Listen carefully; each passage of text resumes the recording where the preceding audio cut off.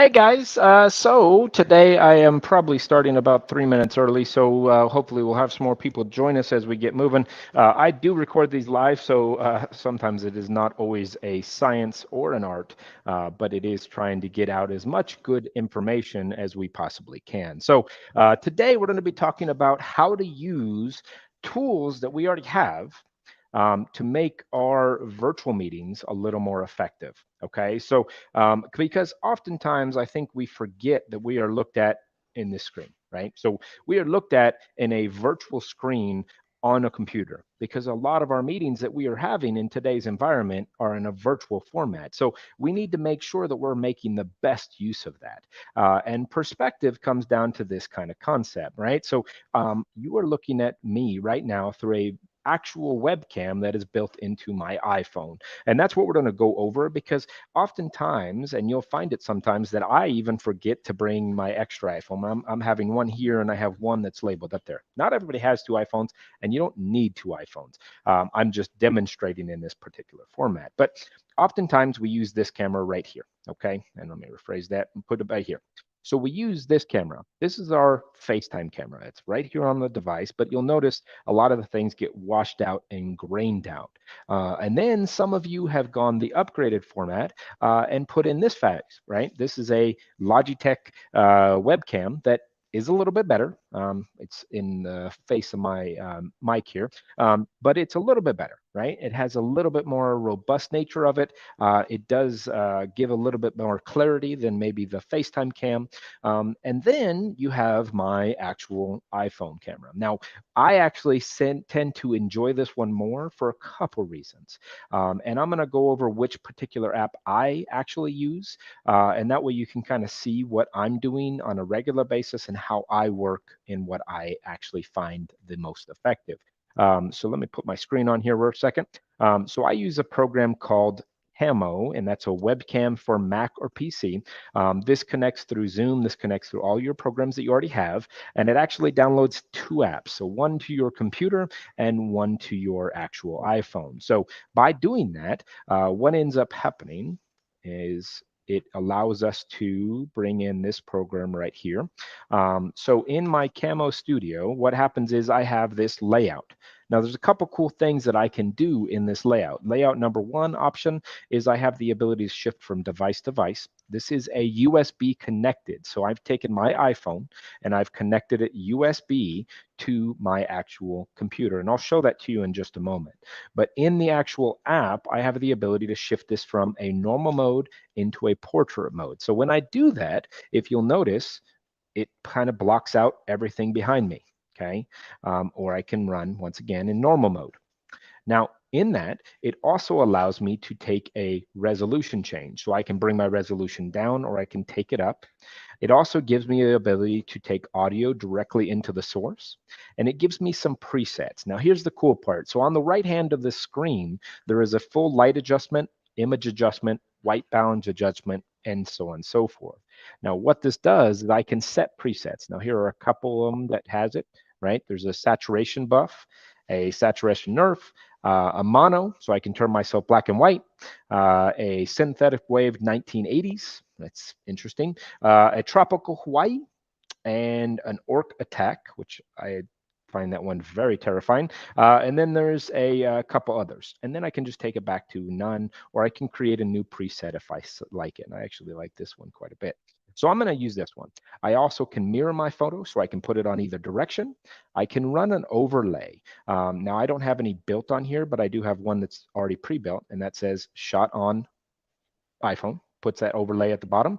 And then I can rotate my image as well. So I'm going to take this off, and I can rotate my image to a degree each way.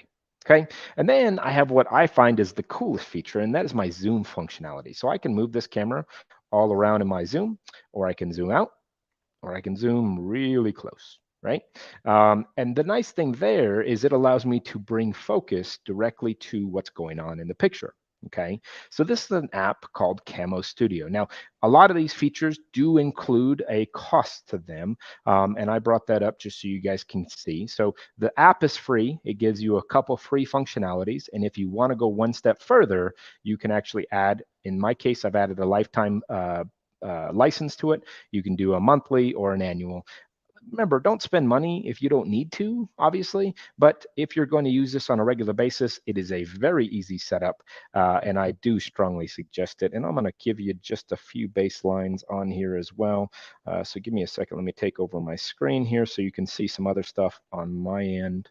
And what this does is this just gives you an extra capability to be able to access some basics, okay?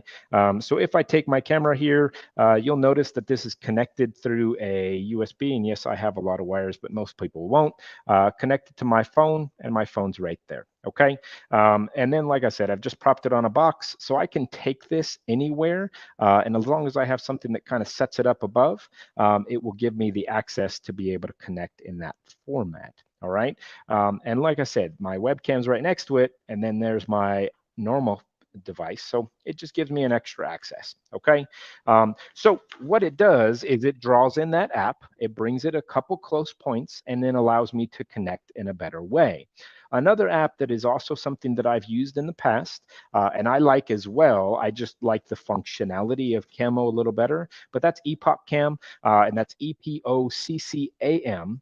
Type that into your device, go on there. It's in the App Store. You can download it as well. The nice thing about Epoch Cam is it does work in a virtual functionality, which means that you don't have to actually have it connected. You can use it through an actual Wi-Fi connection. It's a little spotty and it can get a little touchy. I don't like to do that, but it can work virtually through Wi-Fi if you decide. It also uses an NDI source. NDI is a little more high tech, but if you like to get into high tech, it is the NDI connection as well. So has a little more robust technology.